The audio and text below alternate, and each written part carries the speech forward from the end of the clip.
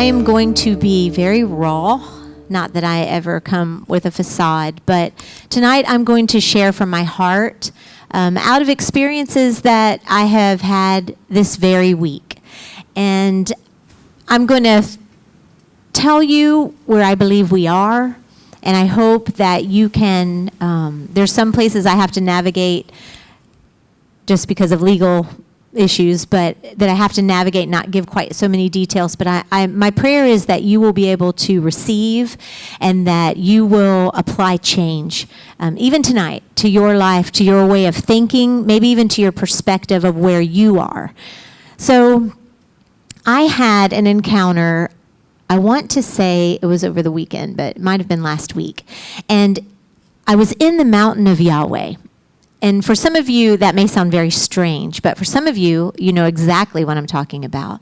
And I have been in the mountain of Yahweh before in other encounters, or some people call encounters dreams. So in other dreams, I've been there. I've heard Archie Phillips say he's been in the mountain of Yahweh. And he has seen the staircases, and that's what I saw. I was in the mountain of Yahweh, and I saw staircases, and some were going up, and some were going down, and some to the side, and it was just really vast. And what was so beautiful about it was that I could choose. I wasn't forced to go up or down or right or left, but it was a very free place. And I was actually with Jenny. And I don't remember at this point seeing anyone else around, but we were just like, hey, let's go up this one, and let's go down here. And it was like the Father had opened up this place to us to choose. And it was beautiful, and it was fun, and it was freeing. And then I saw a man, and I saw a little girl, and he was holding her hand. And Jenny and I were just really light walking, and we were choosing our paths and our staircases and up and down. And I happened to notice only this man and this little girl. And when we got to a particular place where you could choose right or left, they were going to the right. And so we were like, let's go this way. And so we chose left. And then I woke up. Actually, there's a little bit more than that, and I'll share that later, but for tonight, that's where I woke up. And the next morning, I was just thinking about it, and I was really focused on the end that I'm not sharing. I was very focused on that part, and went for a run. And when I was running, the dream came back to me, and that section where Jenny and I were choosing left as we saw the man and the little girl going right, that section of the dream came back to my remembrance, and I was reflecting on it. And I heard Holy Spirit very clearly, and he said, you chose the path of maturity. And when he said that, I felt the weight of his words and didn't quite understand exactly where this was leading me, but I felt the weight, and I, in my heart, was like, yes, Father, I choose the path of maturity. I do. And so I came into work, and I was sharing the encounter with Tamara, and she quickly, just out of her spirit, she said, the man was Apostle Ball, and you were the little girl. And when she said that, I was like, wow, that's crazy. And I thought to myself, that makes so much sense, because when you're holding your Father's hand, he's going to navigate the path for you. He's going to tell you, there's a squeezy place coming up. You better tie up your shoes. We're going to go through some mud. And so that place, yes, it's not a wrong choice, but it's not necessarily the path of maturity that we chose. And so I know that I have walked faithfully with Apostle Ball, and my husband and I served him for years. And so those days that I saw really in that encounter, I didn't choose to regurgitate that same place, but I choose to stand on his shoulders and experience the rest of the mountain of Yahweh. And I know that honors him, that brings honor to him. So anyway, very important that you understand that that encounter came first. And then this past Sunday, those of you who were in service or watched online, at the end, my husband called up 5 of us, and he said that he was going to ordain us. And that was amazing. It was just so holy. There was a lot to that moment. Won't go into it right now. But he kept saying, and this is going to happen on the 21st anniversary. And then he'd say blah, blah, blah, blah, blah. And on the 21st anniversary, and I was standing there and my knees were bugging. I was like, because 21 is such a mark of maturity in the earth. When you turn 21, by all earthly standards, you're mature. Yes. And so I was thinking, how could it even be conjured or put together any more perfectly that he would ordain us on the mark of maturity of this house on the 21. So I've been very aware of maturity. I've been very aware of, I don't know if maturity is a being or if it's an invitation, but I have definitely wanted my life and my heart to align with maturity, to going into places that I've never been, and to doing things that I've never done, and to responding to the open invitation of Yahweh to new places, and to dream bigger, and to not be confined by the old, but to, not that we're breaking anything, but just move forward out of a place of immaturity, a place that we already know all these places. We've been there, we've slid down that and walked down that and ran around that, and so it's time to move. And I believe as a house, we are being called to maturity. However that fits you, you're being called to maturity. So this leads me to a circumstance that happened this week. And we had a family that was disgruntled and with the ELC and with some things, some care that had happened or supposedly happened. And I had set a meeting, and I knew that the meeting was going to be intense, and I could feel that in my heart. I had kind of felt the weight of it all weekend as I was corresponding with them, just setting up the time to come in Monday and meet. So on my ride to work on Monday morning, I was clearing my mind, I was opening my spirit, I was worshiping the Father, because I have found in my journey that when I come across places that seem uncomfortable, that seem like perhaps I don't know the answer to, it's that place of in between maybe.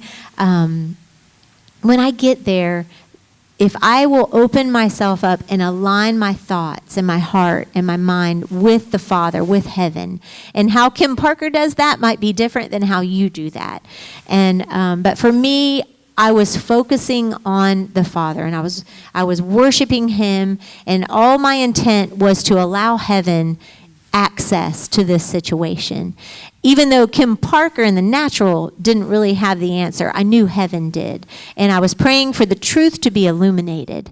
And I was basically aligning myself. So I have this vision. Now I'm driving. So I'm driving my car, and I see in the distance what looked to me like a lion head. And I heard my daughter and AJ singing that song, "Shut the Mouths of Lions." And still I saw what appeared to be like a lion. And in my thought process, I thought, wow, I've always seen a lion as a holy thing, like the Lion of the tribe of Judah. I've always seen it as imagery of Yeshua, something that is holy, that is strong, that represents the kingdom, something I can identify with. So to shut the mouth of the lion in that situation, it was like, oh, that doesn't make sense to me, but okay. Well, the whole time, and stay with me, the whole time I'm closing in on this lion, and I could see out of my peripheral vision a golden, looked like a 2x4 really at the moment, in my hand. And so I'm closing in on the lion head. Well, as I'm closing in, the lion head becomes very clear, and it's not a lion at all. It's a Jekyll. And so I'm staring a Jekyll right in the face. And if any of you have ever watched The Lion King, when the Jekylls or the hyenas are in charge, everything dries up. The rivers dry up, all the green grass shrivels, there's no nutrition, everybody's skinny and scrawny, and there's no abundance in the land. But when the lions were in charge, everything was flowing beautifully. So here I am with the Jekyll, with this golden, what I thought was a 2x4. And I knew in my spirit, it was almost like I was watching myself, because it wasn't like I thought it through and then did it. But I saw myself take what I thought was a 2x4, pry the Jekyll's mouth open, and I placed that in his mouth. I pried the mouth open. And when I got what I thought was a 2x4 in view, it was a scroll. And I took the scroll and I put it in the mouth of the Jekyll. And I looked him in the eye and I said, this is to remind you. I said this. I'm not going to kill you this time. But let this be a constant reminder of where the true authority lies in this land. And I put that thing in his mouth. And then as soon as I did it, it was such a powerful moment. As soon as I did that, I felt in my heart just like, to the King, and just worship. And I just wanted to give Yahweh all the glory. And I wasn't really even sure of what all that was.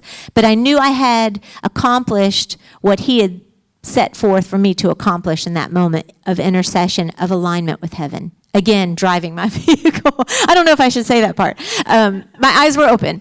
So I pull in. And I'm ready. I am just like, this is great. I have put that scroll in the mouth of the Jekyll. Listen to this, Tamara, blah, blah, blah. And I'm telling her. And so very excited. I felt like, boy, heaven is on my side. This is about to be amazing. And we're going to see this awesome demonstration of the Father. Oh, it's going to be so incredible. And like every foul spirit is just, they are shut down. And here comes the troops. So here I came in all victorious. And like this, things changed. And so I had to have this meeting, and the meeting did not go as expected. The meeting, and this is the part I have to navigate really carefully. Though I want to share my whole heart with you, I want to be so honest and candid and give you a clear picture of what I'm facing right now without all the details that are unnecessary really for this moment. But as I looked into the eyes of people that I have served for years here and heard things that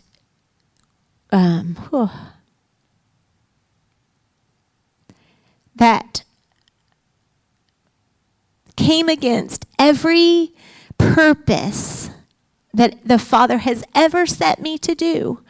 He has called me to create a safe place for children to come and to grow and to be loved and to be safe and to reach their best potential. And we cheer them on. I have the most amazing team in these four walls. I've been so blessed.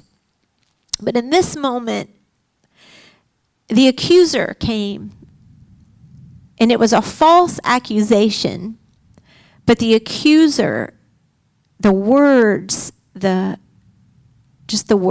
were so hurtful to me and to what I believe I'm called to. It was everything I'm not. I hope that makes sense to you. It was everything I'm not. It's the best way I know how to put it.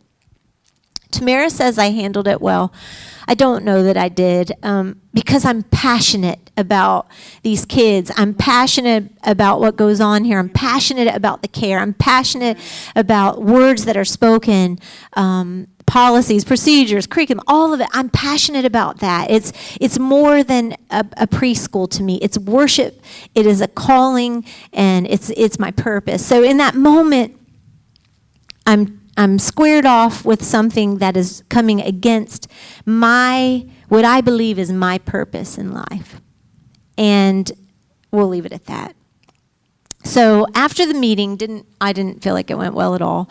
Very thankful for Tamara. And I bless you, Tamara. I know you're watching. Is she watching? She's watching. I tell you, you are a gift to me. You are a gift to me. You are a strength to me. And, I think it's so important for us to look and honor those that the Father has put in our lives. Sometimes I think we just go through life. It's busy. But I'm telling you, if you look around, you'll see his faithfulness. When I looked across that table and I saw her, and I was trying to kick her leg at one point, but I was kicking my husband's table. But she was strength to me, and she protected me, and she covered me, and I felt safe, and I honor you. I bless you. It's deeper than words. These just seem like, but it's from my heart, and I'm thankful. But anyway, we left the meeting, and I felt completely depleted. Physically, I was tired. I was mad. I was frustrated. I had a lot of questions. I had a lot of turmoil. I had a lot of, just a lot of voices, that were coming in, and I knew they weren't true. I knew that the accuser had come with false accusations. And I'm not talking about people right now. I'm talking about there's a spirit.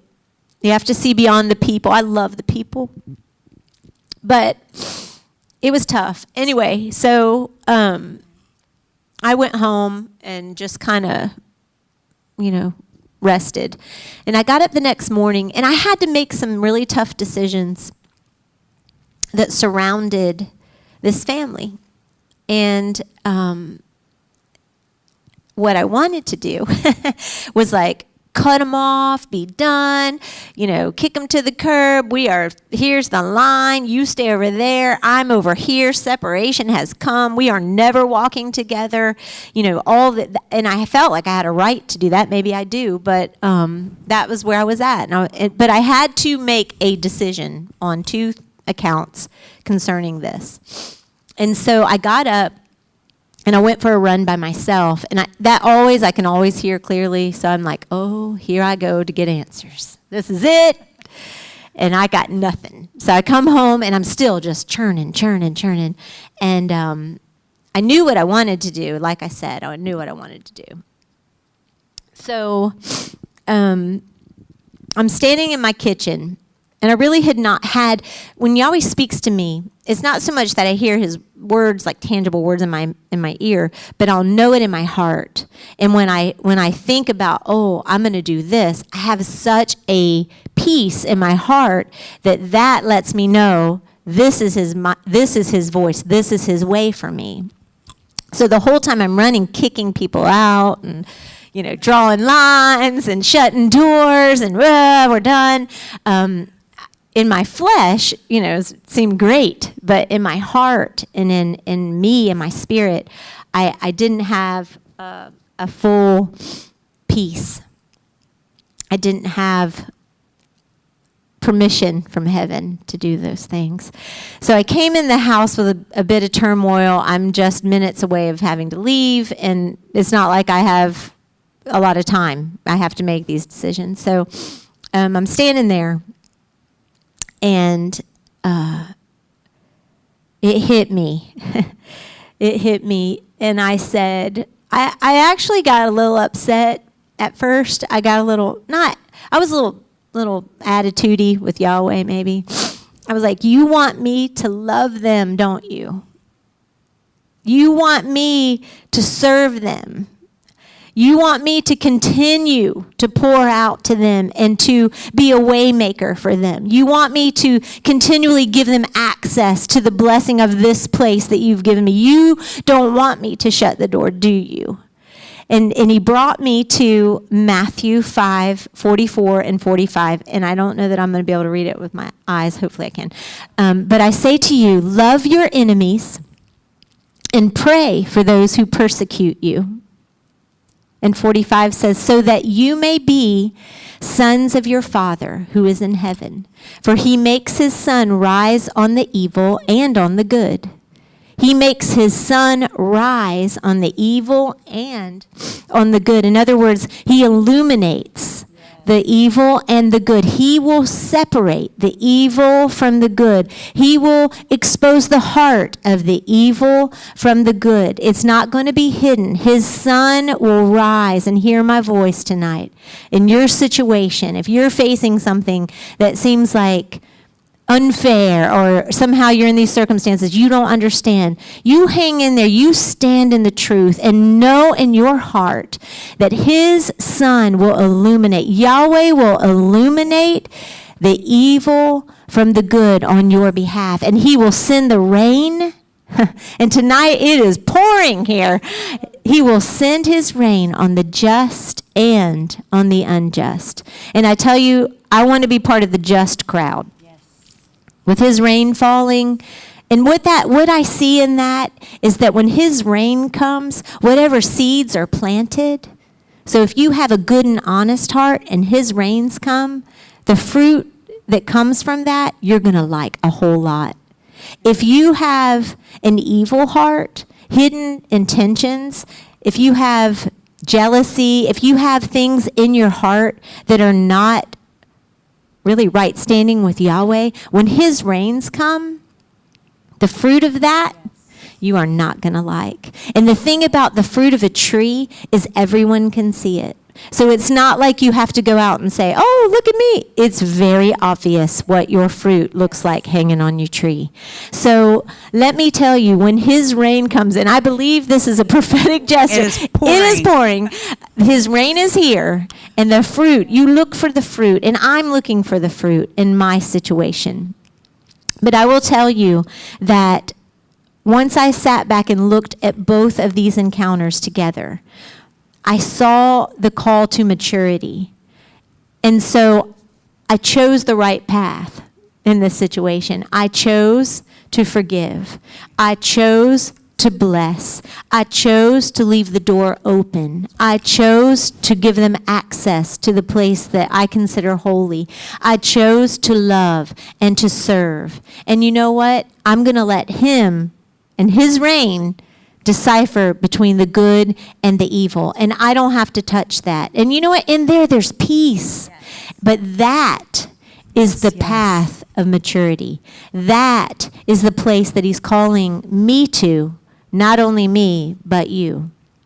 And I know some of you have your own circumstances tonight. I know that because me being here right now, and I'm not going through that either, is a miracle. I had someone else speaking tonight, so he literally plucked me up and sat me in this chair to bring this word to you. So I know it's important to the Father, and what's important to him is important to me, and I'm willing. So I wanted to share candidly and openly to you my personal circumstances, but also my personal insight. And it's good news. It is good news. And my encouragement tonight is that you choose the path of maturity, that you set your feet in the truth of Yahweh. And I don't care what it looks like. I don't care what's been said. I don't care what doors seem to have closed in your face. I don't care what dreams seem like they're way out of reach. I don't care what the accuser is saying to you. His reign it has come.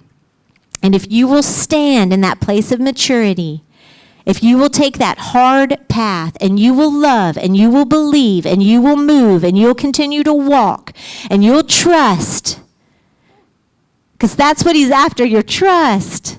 If you will trust and you will continue to be righteous and you'll continue to walk maybe it's 1 minute at a time, 1 hour at a time, 1 day at a time, 1 week at a time, whatever it is on your timetable. But you set yourself where it makes sense and you set that as a goal and you say, you know what, for this day, I'm walking righteously. I'm going to walk this out with integrity. I'm going to walk this out in love. Amen, I'm going to walk this out and demonstrate my Father, something bigger than me. This is my choice. And I will be a mature son. Father, you have found one that will be faithful with what you've given them. Not the popular route, but the skinny path is what I'm talking about tonight. That's the one that I'm bringing to you. But if you do that, I promise you that the rain has come and is coming and will come. And the fruit will be all yours. And then you'll be the one on the other side of the lens talking to me, telling me your testimony. And I hope next month when we come together, everyone has a testimony about maturity and these choices that you've made. And bring the fruit in your big baskets, and let's share with one another in September. But that's what I have in my heart. And Jenny, I don't know, do you have anything to add to that? That's really, really good. Yes, just a little. Hey. I just want to join my voice to hers.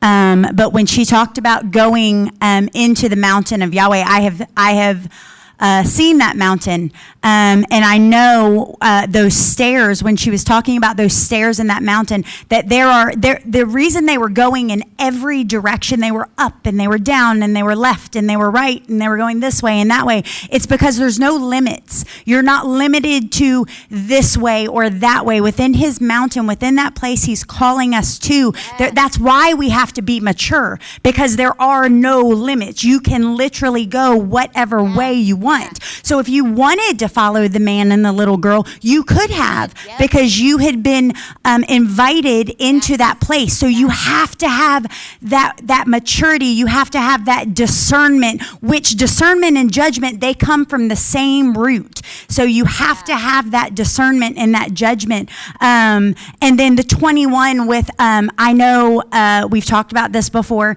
but 21 is maturity, but it's a second maturity. Yes. It's not just a first maturity. You have already matured to a first place. Now you are maturing to that second place where truly, again, there's no limits. There's no restrictions put on you. And that maturity is so important, because if we don't, it could kill us. It could kill us. It could kill a purpose. It could kill an intent. It could kill what Yahweh has for us. It can kill the harvest. So that maturity, it is so, so, so important. And heaven did have the answer. So Kim had sent me this picture that she had taken a few weeks ago. And as this situation was just happening, and she knew in the car she had taken that gold, what she thought was a 2x4 at first, a piece of wood. She realized it was gold, and I think it's because, you know why I think you thought it was a 2x4? Because I think the weight of it was so great. Yeah. It wasn't a small thing. It wasn't skinny. It wasn't this skinny here. Like a stick. Let me just stick that. It was heavy, and it was the magnitude of it was great, and it had great weight. It couldn't be broken. It couldn't just that Jekyll can't just pull his mouth down and just break it. Just boop. Nope. I don't want to do that. And that scroll that was put in its mouth, everything that comes in its mouth or comes out of its mouth now has to go through that scroll of truth. And I believe that scroll is a scroll of hallelujah. Intent. Hallelujah. Yeah, like the ladies hallelujah. are all yes. Glory. And so it had to go through that scroll of truth. And who had the answer for that? Heaven. You had to reach into heaven. Well, what's interesting is what was the key, we'll call it, the key for that situation as you put that scroll into that Jekyll's mouth, it had already been given to you. Cody, if we have that picture, it had already been given to you weeks before, and it came straight out of heaven in the form of a scroll. It came straight through the clouds. It was witnessed, I believe, this is what I see when I look at that. I see a scroll coming straight out of heaven, which is full of the truth. It could be nothing but the truth, because it came from the throne room. It came from the holy mountain of Yahweh. It came from a hall of records that was intended just for this day. And what I want to impress upon you ladies that are watching tonight, and any fellas, I saw a couple in there, what I want to impress, I see you peeking, what I want to impress upon you is that you have within you what is needed for the situation when it comes. When the accuser comes, you have what is already needed. You didn't have to go hunting for it. You didn't have to look. You didn't have to scramble. You didn't have to go into a prayer closet and tuck down under your tallit and give me the answer, give me the answer. What do I do? What do I do? You already had it. You already had it. And what happened was that angel came, brought that scroll, and when that angel brought that to you, it then, because of your faithfulness, because of your trust trust in the Father, knowing that he was going to handle this situation. You didn't know how in the moment. You didn't know what was going to happen, but you knew where the answer was. You knew where the key was, and it manifested in the natural. It manifested, it actualized in the physical, in this earthly realm. You brought heaven into earth in that situation, and the Adam had no choice but to align with what is in that scroll. And in that, it is finished. In that, it is done. Right. In that, you have come into agreement and alignment with Yeshua, who is testifying on our behalf, and you came in alignment with his testimony. And ladies, so in this situation, ladies, my voice to you says, follow that example. Don't fret. Don't worry. Don't get nervous. Don't get upset. Don't think there is no way. Don't think it's finally, this thing has come and it's going to overtake me. It's going to take me out. It's going to overpower me. In every situation. And we have our angels. We have our witnesses. We have the testimony of Yeshua to come into agreement with. We have the word of the Father, and your trust was in him. And I believe that trust, our trust, when our trust is in him, and that is what he is calling for in that moment, I believe when he calls for that trust out of us, even when we don't know, even when we don't understand, even when we don't see everything right at that moment, we don't see how is this going to end. We don't know in that very moment. We have a decision to make. Will I have trust? Will I put my trust and my hope in the Father? And when we do, when we turn and reflect that trust back to him, that is where the inheritance comes from. His inheritance, not an earthly inheritance, not what the accuser is trying to bring to be your inheritance. It is the Father's inheritance, and in that moment, his inheritance becomes your inheritance. His harvest becomes your harvest, and when it becomes your harvest, that is the manifestation of the earth in the earth of what is already in heaven for you. And so I just believe we have to access, and there's one thing I wanted to read to you guys really fast. Let me see if I can pull it up here. Yep. When we see, so take that picture that you see on your screen, and when you see that scroll, when you see that scroll coming out of the heavens, when you see it being delivered to you, don't just see it.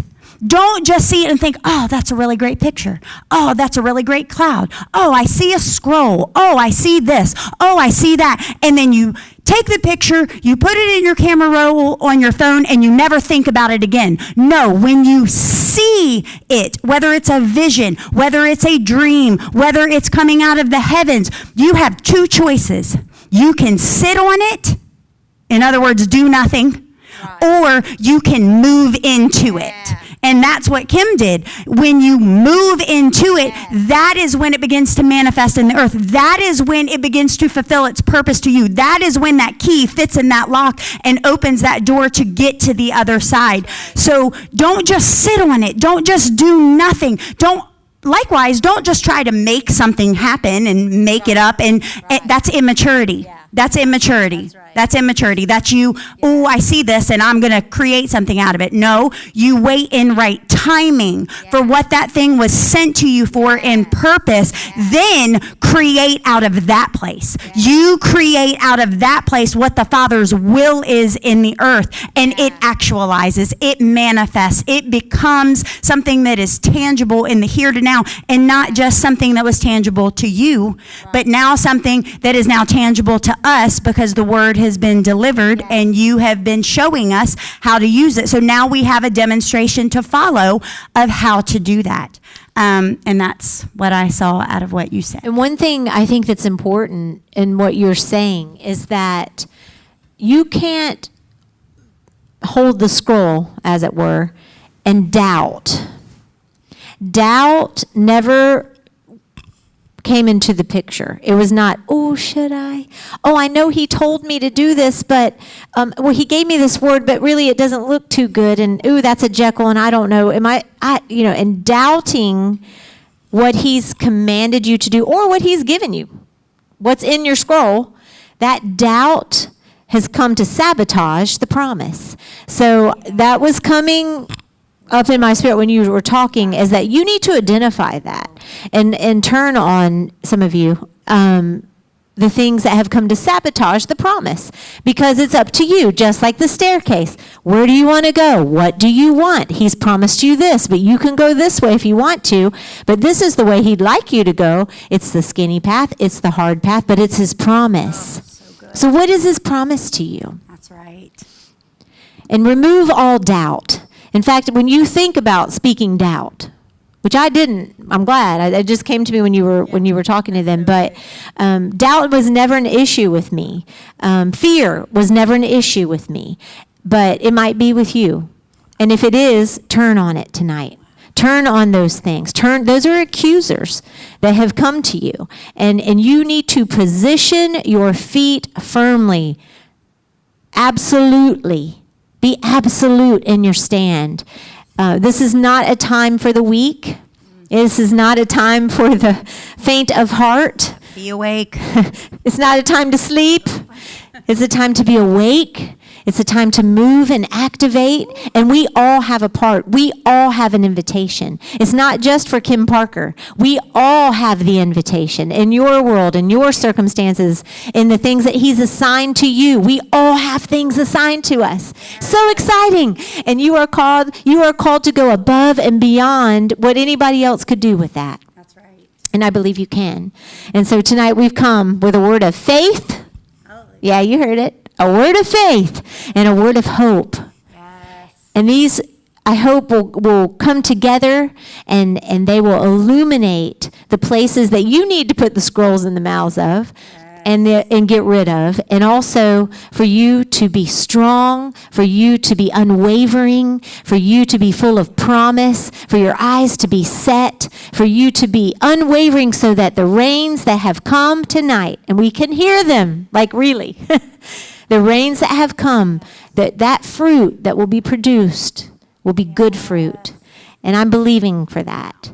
And I don't have anything else. Do you? Does anyone have any questions or comments? Because we will read them and we will address those questions and comments. Amen. I'm going to put my glasses on Give you now a minute. so that We're I going can to give see. you a minute. I see nothing but a blur. There's faith and hope. Thank you. We love you, Full Miss of Judy. promise. Yes, hello, Miss Judy Campbell. Shaviv. We're doing air hugs tonight. Yeah, we are. Yeah, we are. Love you, Kaylee Love Hoffman. you, Kaylee. And Tamara. Yeah, Oh, I love there's you, all the Tamara. crowns. Sarah. Amen, amen. All I think right. there's a delay, so they're seeing something that we're not I saying. see. So I just want to wait just a second till they catch up. Any questions or comments? They're here. Love you, Shaviv. Yeah, we do. Well, I'm not sure about the delay, or maybe you don't have questions. I'm seeing lots of hearts, and thank you. We know that you're with us. Thank you for all the support. Feel it tonight. But we bless you. Father, I lift my voice over these ladies, over the men that have tuned in tonight, over Cody, and I strengthen them by the Spirit. I thank you that your word has been released tonight in pureness. And I declare that that word has gone forth and that will accomplish what you have assigned it to in us. We align ourselves with heaven. We align ourselves with truth. We align ourselves to be mature, to be the mature sons in the earth that can legislate and govern, can negotiate your plan, your will for this place, for our place. And I bless every hearer and every doer tonight. I honor you, Father, and I thank you for this opportunity, and I declare blessings on everyone tonight. In Yeshua's name, amen.